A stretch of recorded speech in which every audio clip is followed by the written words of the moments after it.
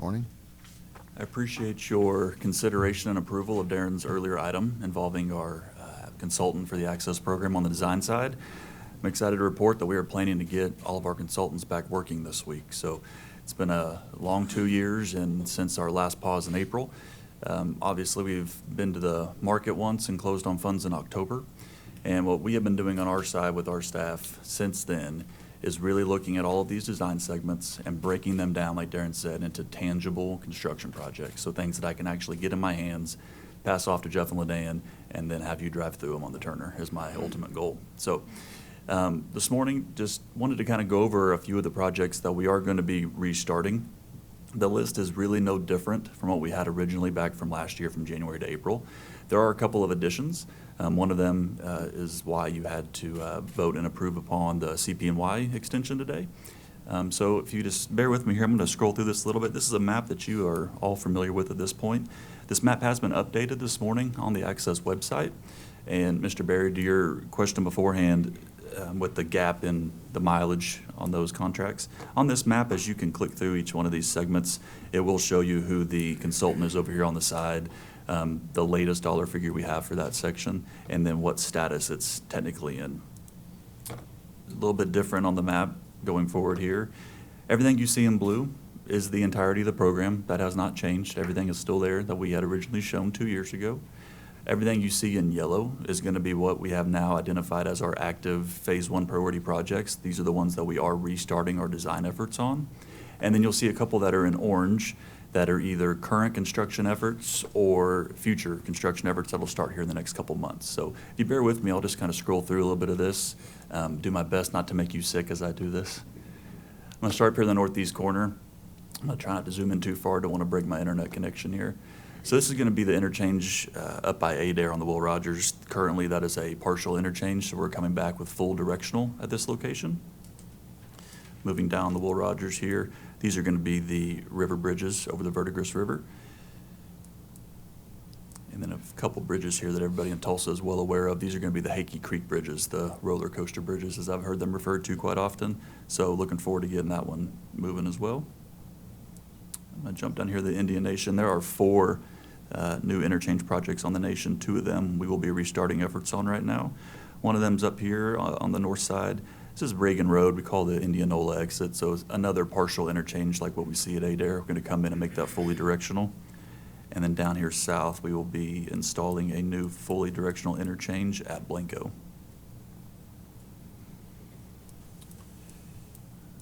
Come back up here to the Turner. So this first project here that you're going to see in orange, this is about to look a whole lot like June, September of 2018 again on the Turner. LaDan is going to be running this project for us on our side, and they're planning to start work here next week. So that work initially is going to be outside the lane, so you're going to see a lot of dirt being moved off on the right-of-way lines, a lot of clearing and grubbing going on for the next few weeks. Probably won't see any impacts to traffic until sometime in April, maybe early May, and we'll keep you informed as that time comes. But very excited about that project, getting it started. And then coming down here to Bristow. So this project was originally on our first phase of priority list as well from last year, but it has definitely been elevated a little bit. Definitely not shy to tell you that the local folks here in Bristow, the local mayor, the city council members, the county commissioners, our OTA partners, everybody has been extremely involved and excited about getting this project off the ground.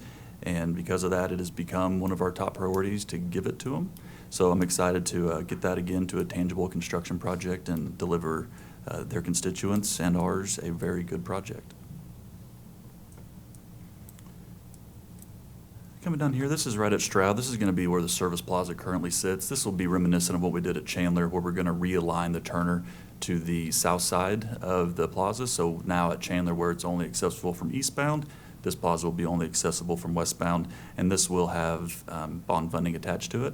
This project is in 2 parts. The current one is building a service road back here to the north side, as well as a new bridge and some associated road work there. We'll also be using bond funds for that project. If you have any questions as I'm scrolling through here, please don't hesitate to stop me. This next one, I'll be honest with you, I kind of hesitate to talk about it a little bit, so I'm going to say it briefly. The bridge at Chandler, we all know is an issue. We do have a plan to raise the bridge, and I have been hesitant to implement that because I do not want to spend money on something that I know I'm going to tear out soon. So instead, I'm putting more effort into the design segment here at Chandler for this new interchange and the associated widening. So our goal is to get this one to a construction set of plans as soon as possible, get the project built, and get that bridge out of the air. So hopefully this time next year, we'll be talking about a letting date for that project. Keeping working my way west here. So this is going to be a new interchange, a redesigned interchange at Williston and the Turnpike. This project has been in the works for a while there along Route 66. It'll also be a project that we will fund through the Access program, and it's currently showing a start date around April or May, but as that gets closer to time, I'll make sure to inform you on that as well. This yellow section here is going to be a new interchange of State Highway 102. And coming here, this is going to be the Kickapoo Turnpike, and I'm sorry if I'm not scrolling in too much here. Section from the Kickapoo Turnpike back west I-35, we're going to turn that entire design section back on with as much work as we're going to have on the east end, as well as now at Williston and at Stroud. I need to also focus our attention on the west side, and that is simply so I can keep some good gaps in the construction zone so you're not consistently in construction for 90 miles. So we're going to get those turned back on, and that also includes a new interchange here at Post Road. And continuing to move west, this is going to be a section of the John Kilpatrick from Eastern back to I-35. That's a 6-lane section. That section is just about complete. It'll be one that I'll monitor closely. If I can let it this year, I will. It all kind of depends on re-entering the bond market, as I'll talk about here in a little while. But that, I would say by the summer, I'll have a good set of plans ready to go out the door. Still here on the John Kilpatrick, this is going to be a new interchange at County Line Road and some associated widening with it as well towards Council. And then moving down south here to the east-west connector. As we've said all along, it has been one of our major goals to connect I-44 to I-35, so this has still been top priority. That has not changed. These two interchanges are going to be massive, and they take a lot of effort and work on our end, and a lot of partnership between ODOT and the Federal Highway Administration that has to be had here. A lot of design efforts, so we're going to get working on it as soon as possible. It will, between the interchanges and the river bridge here, we're projecting that bridge over this river to be a little over a mile at this point. And so a lot of work to do on there. Need to get that back up and running. It does take a lot of our resources from the first available bonding that we did, but again, it is top priority to get those two major corridors connected for east-west commuters. And as you'll notice here, everything east of here, from east of I-35, I should point out too, there are quite a few intricate bridges here over the railroad, and because of that, we went ahead and restarted design efforts on the adjacent project just to make sure that they are talking and coordinating and making sure those tie-ins are proper. So this goes just a little bit past Air Depot Road, and that is where the priority stops as of today. So you'll notice everything east of here still in the program, and it's still in blue. This is, it's nothing new that we haven't said before. This has always been our first priority that I've listed out here today. Those alignments to the east have always been in later phases, again, of a 15-year-long plan. So as more bond funding becomes available, we have an excellent team who is going to let me know when that time is coming. And as soon as that does, we'll be able to reassess this actual schedule for the remainder of these projects. So right now, I can tell you with the bonding that we did in October and the work that I've laid out with you today, including those construction projects, we have the proper funding. We're going to manage to that and stay within those limitations for now.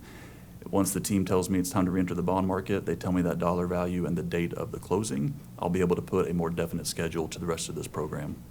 I do plan to re-engage my staff and re-engage our program manager on beginning to reassess and look at these alignments to the east. We know there's some necessary changes that may need to be made, so we'll begin looking at that later this year. With that, I'm happy to answer any questions. If I think I went over too fast, be happy to go back to, but I appreciate your time. Not a question, just a comment. I remember when we first started the far east end of the Turnpike expansion, that it was stopping a few miles west of Tulsa, and Tulsa specifically asked the Turnpike Authority to change it and do all the way into Tulsa first. And Bristow willingly gave up their piece to let us do that.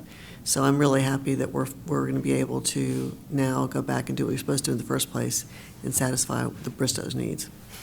Absolutely. We're excited about that one. Like I said, we have a lot of great partners around the entire state, but they, from the beginning 2 years ago to now, they have been excellent to work with. Again, city, county, and ODOT as well. So we're looking forward to getting that one going as well. Any other questions? TJ, thank you. Thank you. We look forward to your progress.